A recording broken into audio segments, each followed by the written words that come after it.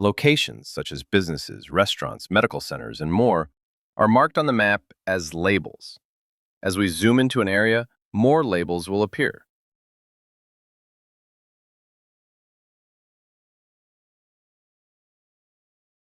Tap on the label for this pizzeria, and many more details are provided.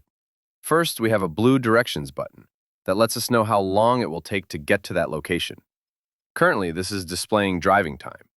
Jump into map settings, though, and we can change our preferred type of travel. So, if you live in a city and walk everywhere, we could switch to walking. Now, in location details, we get walking directions first. Tap on this to see the possible routes or switch to other methods of travel. Maps will recommend different routes for walking, driving, or biking, depending on the type of streets, availability of bike lanes, and sidewalks. We also have buttons to quickly call this restaurant, go to their website, or, in this case, put in a delivery order.